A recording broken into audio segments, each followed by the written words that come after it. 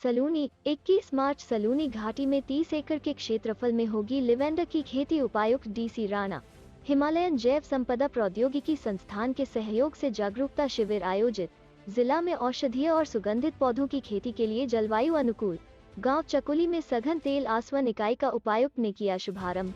Aroma mission चरण द्वितीय के तहत हिमालयन जैव संपदा प्रौद्योगिकी संस्थान पालनपुर के सहयोग से कृषि विभाग एवं उद्यान विभाग द्वारा संयुक्त तौर पर उपमंडल मुख्यालय सलूनी में 1 दिवसीय जागरूकता शिविर आयोजित किया गया। इस शिविर में उपायुक्त डीसी राणा ने बतौर मुख्य अतिथि शिरकत की, जबकि और उसमें इन्होंने ये एग्री किया कि हम आपको जो नई फसलें यहाँ पे इंट्रोड्यूस हो सकती है उसका प्लांटिंग मटेरियल देने को तैयार। इस दौरान उपायुक्त ने किसानों बागवानों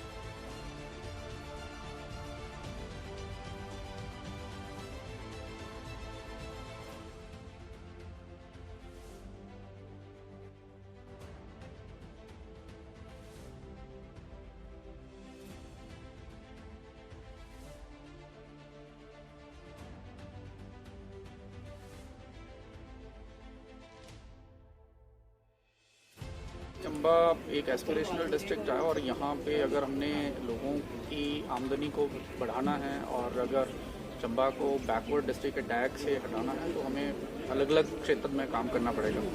और अगर हम एग्रीकल्चर और हॉर्टिकल्चर सेक्टर में बात करें तो यहाँ पे जो हमारे जो एरोमेटिक प्लांट्स हैं उसका बहुत ज़्यादा स्कोप है। और एक मेमोरेंडम जिला प्रशासन ने IHBT जो CSIR इंस्टीट्यूट पालमपुर है उसके साथ एक साइन किया था वर्ष 2021 में, और उसके अंतर्गत अलग अलग नकदी फसलें चंबा जिला में इंट्रोड्यूस होंगी और लेवेंडर उसमें से एक है। तो लेवेंडर को लेके आज एक छोटी सी कार्यशाला यहाँ रखी गई थी विभाग, हमारे जो स्थानीय विभाग हैं और IHBT के साथ। और कुछ किसानों को 3-4 क्लस्टर में हमने 2 एकड़ के करीब जो एरिया है उसमें लेवेंडर डिस्ट्रीब्यूशन के लिए प्लांट्स दिए हैं और टारगेट है कि लगभग 30 एकड़ में ये आगे प्लांटेशन होगी। IHBT के साथ MOU में एक तो हमें जैसे प्लांटिंग मटेरियल मिल रहा है, ट्रेनिंग कैपेसिटी बिल्डिंग हो रही है और साथ में डिस्टिलेशन प्लांट्स भी मिल रहे हैं और मार्केट लिंकेज भी है।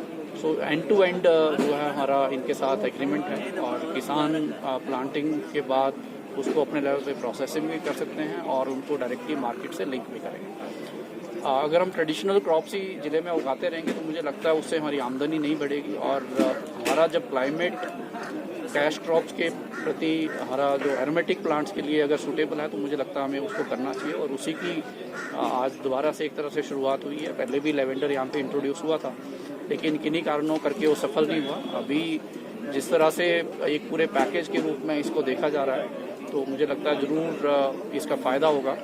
और इसका एक एग्जांपल हमारा पटियात का ऑलरेडी है। पिछले 2 वर्ष से बड़े पहले से IHBT वहाँ काम कर रहा था लेकिन अभी बड़े फोकस वे से काम कर रहे हैं और वहाँ जंगली जो हमारा जंगली जो फूल है उसको प्लांट किया जा रहा है और उससे किसान जो है उसको डिस्टिल भी कर रहे हैं और मार्केट में बेच भी रहे हैं।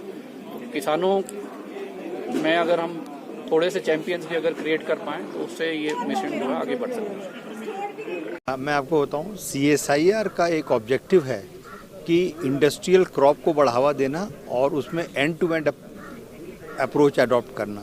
एंड टू एंड अप्रोच का मतलब है कि हम किसानों को क्वालिटी प्लांटिंग मटेरियल से लेकर प्रोसेसिंग तक, पैकेजिंग तक और मार्केट लिंकेज तक ये सारा काम करने का उद्देश्य है।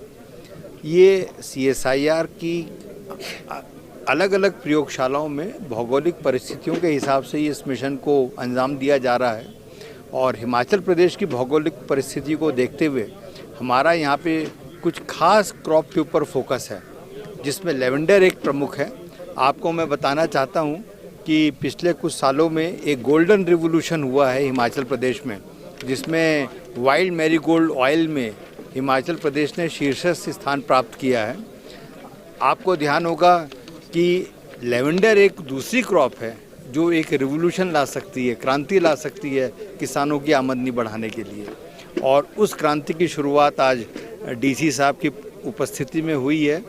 हमारे किसानों में बड़ा उत्साह था, बड़ा जोश है कि इसमें भी क्रांति लेकर आए लेवेंडर क्रॉप में। तो आप देखें कि CSR का मुख्य उद्देश्य है कि जो इंडस्ट्रियल क्रॉप्स हैं उसके ऊपर फोकस करें जिससे किसानों को खूब आमदनी हो सके। माननीय प्रधानमंत्री जी जैसे हमेशा कहते हैं कि किसानों की आमदनी में कम से कम 2 गुना इजाफा हो पारंपरिक खेती के मुकाबले, और हम ये मानते हैं कि ये जो फसलें हैं जैसे लेवेंडर है, वाइल्ड मैरीगोल्ड है, इनमें 2 गुना से भी ज़्यादा फ़ायदा किसान मित्रों को